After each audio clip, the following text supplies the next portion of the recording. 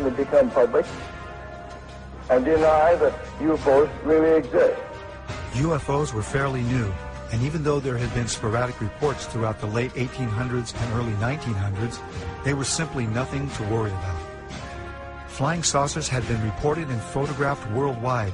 They were not an issue because the sightings, although seen by pilots and close to Army bases, did not seem to pose any kind of threat.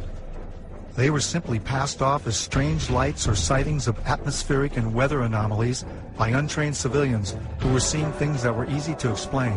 After the attack on Pearl Harbor, it became apparent that our military needed to control who or what flew into our airspace. Radar was the newest technology for detecting anything in our skies that was not acknowledged to be our aircraft. The Battle of LA was an example of an unknown aircraft that was immune to all that our anti-aircraft guns could deliver. Nothing could bring this one object down. What was our military going to do to control this unknown threat? What would happen if the public found out these things were real and there was nothing we could do to stop them? The only solution was to deny that there was any kind of threat from something we had no control over, something we could not stop. The solution included an official denial that would last over 60 years. The Air Force and the CIA hired and commissioned the top astronomers, scientists, and experts of those times to become the authorities on the subject of UFOs. These experts appeared on national radio and television and gave the naive, gullible, and patriotic public the myth about UFOs. Astronomer Thornton Page was on a CIA committee that investigated UFO reports in 1952. Its conclusion? No evidence of UFOs. Even highly regarded astronomer Carl Sagan was placed by the Air Force as a consultant on a scientific panel to deny the existence of UFOs. The official Air Force reply was that there was no cover-up, and there were no flying saucers from outer space. I would like to close by reading a very brief excerpt from the report of the Air Force's Scientific Advisory Board, which they made recently upon completing a detailed review of the subject of UFOs. This is a statement.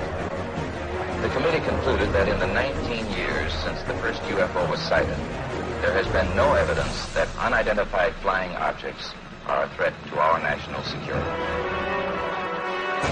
This was to become the greatest story ever denied.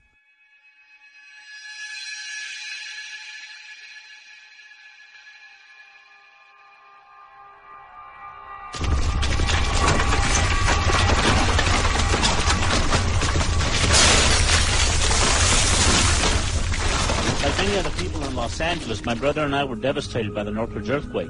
I was awake that morning making final edit decisions on a film that we had been working on for the past year.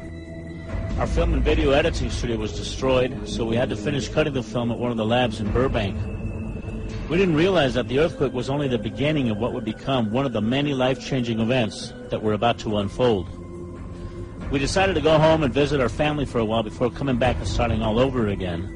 We went back to Roswell, New Mexico, which is our hometown, and a couple of months later we filmed the first broad daylight footage ever taken of UFOs over the Roswell area. We compiled an enormous archive of broad daylight UFO activity at Midway, which is where we all grew up, and which is located just 9 miles south of Roswell.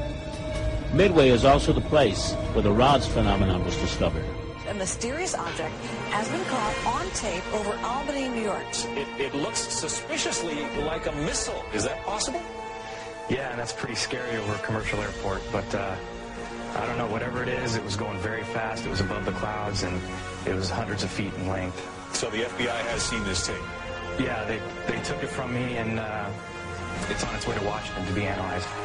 Now, what do you think it is? I mean, just looking at it, are you calling it a